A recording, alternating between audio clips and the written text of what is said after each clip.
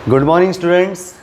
ठीक आहे, 10वी विज्ञान भाग 2मध्ये तिसरा चॅप्टर चालू आहे आपला. आजचा जो टॉपिक आहे तो आहे परागीभवन, परागन. ठीक है, क्या कहते हैं परागीभवन म्हणजे काय. ठीक आहे, होता क्या देखो, पराग कोशातील परागकण स्त्री केसराच्या कुक्षीवर स्थानांतरित होतात, यालाच परागन किंवा परागीभवन असे म्हणतात. अब मैं बताता हूँ. अब मान लो ये फूल का ये पराग कोश है, ये इसके ऊपर जो है छोटे छोटे परागकण है, हिंदी में भी परागकण कहते हैं, ये पराग कोश है. अब जो ये जो कुक्षी है हिंदी में कहते हैं वर्तिकाग्र. ठीक है, ये मेल होता है, मतलब ये पुरुष होता है, और ये कुक्षी क्या होती है, स्त्री होती है. ठीक है, अब वो मान लो यहाँ पर है, तो इंग्लिश में मेल और ये फीमेल. ध्यान देना, पराग कोशातील, ये पराग कोश है, इसके अंदर कौन है, ऊपर परागकण है. पराग कोश का परागकण ये स्त्री है. स्त्री केसरच्या कुक्षीवर, कुक्षी मतलब स्त्री केसर के वर्तिकाग्र पर स्थानांतरित होना. देखो, पराग कोश का परागकण स्त्री केसर के वर्तिकाग्र पर स्थानांतरित होने की, मतलब यहाँ से वो ऐसे देखो यहाँ पे आके चिपक गया, यहाँ से गिरते हैं ऐसे चिपक जाते हैं, आगे चिपक गए. अब आया कैसे, देखते हैं आगे. अब जैसे यहाँ पे आता है तो मेल वाला फीमेल के पास आ गया, दोनों मिल गए, और इस प्रक्रिया को बोलते हैं परागन या परागी भवन. समझा होगा. ठीक है, आगे बढ़ते हैं. अब पहला मुद्दा जो है ये वाला पॉइंट है, कारण घटक. परागी भवन किंवा परागन ये प्रक्रिया, ही जी प्रक्रिया आहे हे होण्यासाठी कोणते घटक कारणीभूत आहे, उनको करने के लिए कौन से घटक क्या है, कारण है. उनमें दो घटक है, पहला है अजैविक घटक और दूसरा है जैविक घटक. ये पेपर में पूछा जाता है. ठीक है, परागी भवन प्रक्रिया में कौन से दो घटक, अजैविक घटक कौन से और जैविक घटक कौन से. अजैविक घटक मध्ये काय आहे, वारा आणि पाणी.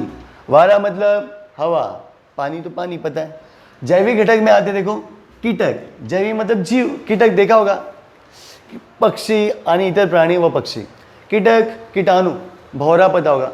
वो देखो एक फूल से बैठता है, उस पर बैठता है, उसके पैर में वो परागकण चिपक जाते हैं, जाके फिर दूसरे फूल पे बैठता है. ऐसे वो क्या होता है, परागकण एक जगह से दूसरी जगह स्थानांतरित होता है. तो तुम्हें प्रश्न पूछा जाएगा कि जो परागकण है उसको एक जगह से दूसरी जगह स्थानांतरित करने के लिए हम किसका इस्तेमाल करते हैं, कौन से वो घटक है. जैविक घटक कौन से और अजैविक घटक कौन से. अजैविक घटक में कौन है, हवा और पानी है. जैविक में कीटक है, पंछी. कुछ पंछी उड़ के एक फूल से दूसरे फूल पे आते हैं, और इतर प्राणी वगैरह. बारिश का पानी, अगर बारिश होगा तो वो पानी देखो, मान लो ये बादल है, अब ये बादल, बारिश हो रही है, तो बारिश का पानी इस पे परागकण पे गिरेगा, उससे चिपकेगा और चिपका के उसको नीचे की ओर लेके चला जाएगा. तो इससे परागन होता है. परागन मतलब परागी भवन. परिभाषा मतलब व्याख्या झाली, घटक झाले. आता परागन प्रक्रिया, इसको बोलते हैं द्विफलन, हिंदी में बोलता है दोहरा फलन. क्यों कहते हैं, ये पेपर में 5 या 4 मार्क्स से पूछा जाता है बना के. ठीक है, या फिर तुम्हें पॉइंट्स दे देंगे, उसके बारे में एक्सप्लेन करने बोलेंगे. तो स्टार्ट करते हैं. सबसे पहले क्या होता है कि परागकण कुक्षीवर पड़ने, सबसे पहला स्टेप है कि ये जो परागकण है,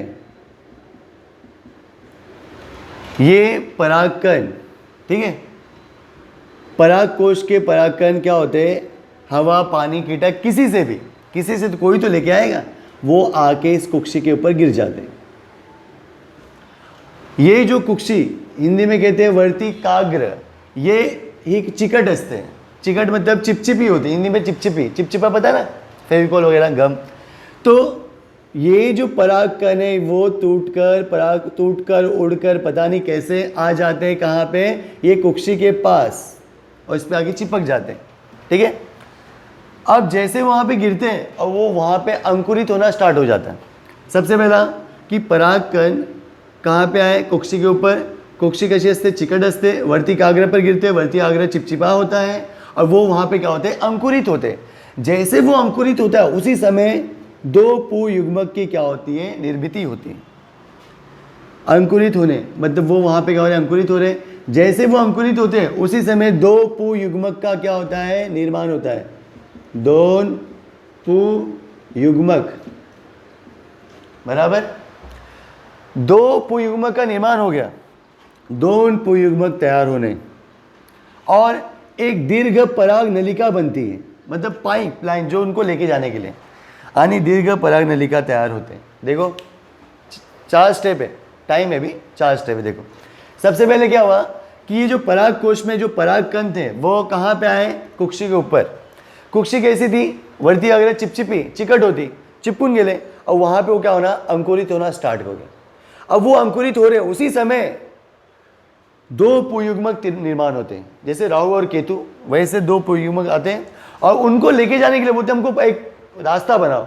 तो वहाँ पे एक दीर्घ बड़ी पराग नलिका बनती, उस नलिका के द्वारा, एक त्या नलिकेद्वारे ते परागकण कुठे पोचतात, आपल्या मंजिल, जो हमारी मंजिल है वहाँ पे उनको जाना है। ये मंजिल क्या है, कहाँ जाना उन्हें, कि वहाँ पे बीजांड है, ठीक है, जहाँ पे बीज है, जो स्त्री, जो फीमेल है, स्त्री केसर, स्त्री केसर, यहाँ पे वो फीमेल है, हाँ, ऊपर से मेल वाला आ रहा है, ये मेल है, हाँ, लिखना मैं तुम्हें समझा रहा हूँ, मेल और फीमेल समझता है ना, वही। तो ये पुरुष और ये स्त्री, तो पुरुष ऊपर से आ रहा है और नीचे वाली वो स्त्री है, वो बीजांड है, और वो बीजांड के अंदर क्या है, भ्रूण कोश है, भ्रूण कोश। उस भ्रूण कोश के अंदर ये 3 लोग हैं, एक है अंडपेशी और 2 है ध्रुवीय केंद्रक। याद रखना, इनके साथ ही सब कार्यक्रम होने वाला है, अंडपेशी और ध्रुवीय केंद्रक के साथ।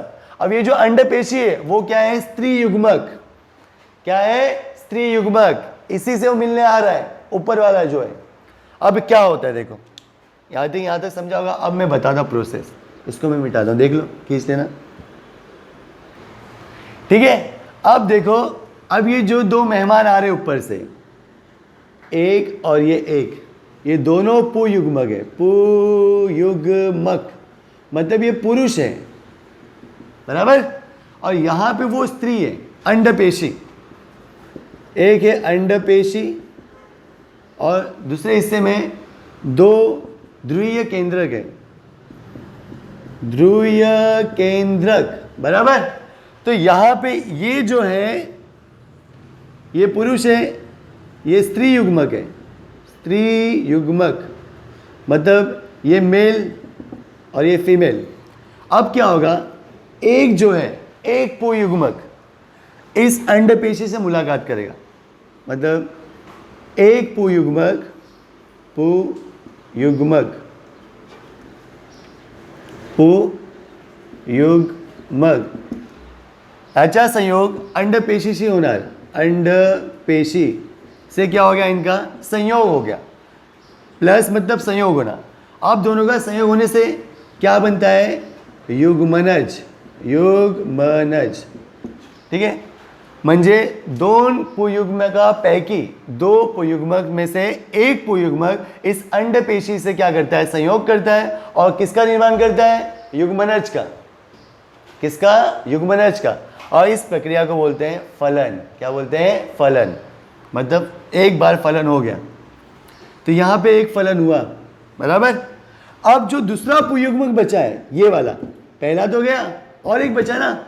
अब जो दूसरा पुयुग्मक है, तो या 2 ध्रुवीय केंद्रकाशी काय करतो, संयोग करतो, दूसरा पुयुग्मक, ठीक है।